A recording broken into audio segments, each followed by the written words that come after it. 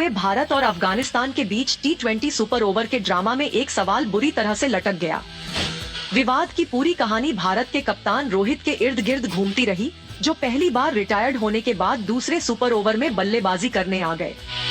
आखिर इसके लिए क्रिकेट के नियम क्या कहते हैं, आइए आपको आसान भाषा में समझाते हैं। पहला, T20 इंटरनेशनल के लिए ICC की प्लेइंग कंडीशंस के अनुसार किसी भी पिछले सुपर ओवर में आउट हुआ बल्लेबाज दूसरे सुपर ओवर में बल्लेबाजी करने के लिए अयोग्य होगा।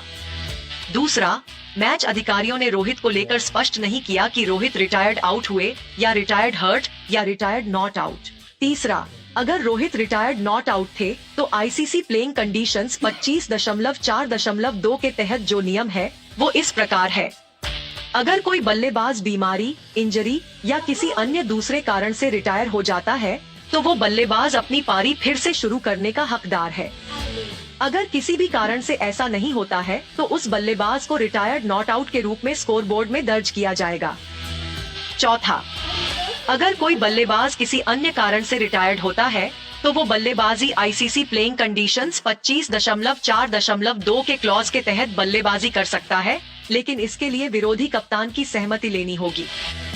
पांचवा, ऐसे में दूसरे सुपर ओवर में रोहित की दोबारा एंट्री इब्राहिम जादरान की सहमति से होनी चाहिए थी, पर ऐसा संभवतः नहीं हुआ। कुल मिलाकर दूसरे सुपर ओवर में रोहित की दोबारा एंट्री में अफगानी कप्तान इब्राहिम जादरान की सहमति होनी चाहिए थी, पर मैच के बाद प्रेस कॉन्फ्रेंस में अफगानी टीम के हेड कोच जोनाथन ट्रॉट ने जो कुछ कहा उसके आधार पर यह स्पष्ट है कि अफगानिस्तान टीम को इस बारे में क्लियरिटी नहीं थी।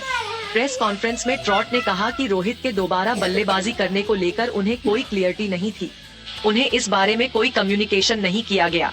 ट्रॉट से पूछा गया कि क्या मैच अधिकारियों ने इस स्थिति के संबंध में उनसे सलाह ली है, तो उन्होंने कहा, मुझे कोई जानकारी नहीं है। क्या कभी 2 सुपर ओवर हुए हैं? ये एक तरह से नया है, हम नए तरह के नियम बनाते रहते हैं।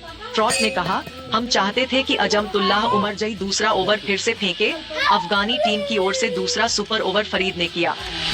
ट्रॉट बोले, ICC की प्लेइंग कंडीशंस देखी जाएं तो कोई गेंदबाज जो पहले ही एक सुपर ओवर में गेंदबाजी कर चुका है वो अगले सुपर ओवर में गेंदबाजी करने के लिए अयोग्य है। यही कारण था कि अजमतुल्लाह को गेंद नहीं दे सके और उसकी जगह फरीद अहमद को मौका दिया गया। आगे से इस तरह की चीजों को लिखित तौर पर लिया जाएगा।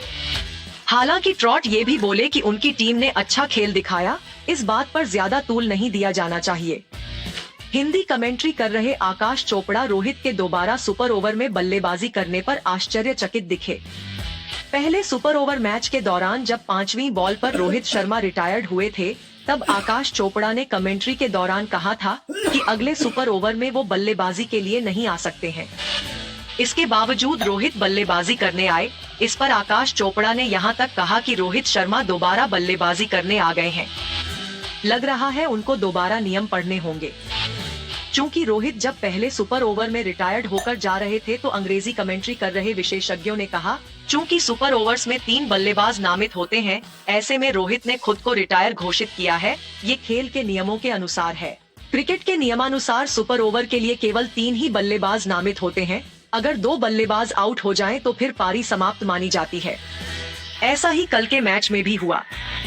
नियम में आगे कहा गया है कि जब दोनों टीमें 1-1 ओवर खेलती हैं और स्कोर बराबर रहता है तो सुपर ओवर तब तक खेले जाने चाहिए जब तक कि एक विजेता की घोषणा ना हो जाए। मल्टीपल सुपर ओवर नियम अस्तित्व में आने के बाद से 15 से अधिक मैच टाई पर समाप्त हो चुके हैं, लेकिन T20 इंटरनेशनल या वनडे में कभी भी डबल सुपर ओवर नहीं हुआ था। इससे पहले सुपर ओवर का नियम तब विवादों के केंद्र में आया था जब 2019 वनडे वर्ल्ड कप फाइनल में सुपर ओवर टाई में समाप्त हुआ और इंग्लैंड बाउंड्री काउंट के आधार पर चैंपियन बन गया था। उसके बाद ही ICC ने उस साल के अंत में सुपर ओवर नियम को बदल दिया। सुपर ओवर नियम के अनुसार प्रत्येक टीम 3 बल्लेबाजों का चयन करती है। अगर उनमें से 2 आउट हो जाते हैं तो उनकी सुपर पारी समाप्त हो जाती है। ओरिजिनल मैच में दूसरे नंबर पर बल्लेबाजी करने वाली टीम सुपर ओवर में पहले बल्लेबाजी करती है। आपको ये पेशकश कैसी लगी? हमें कमेंट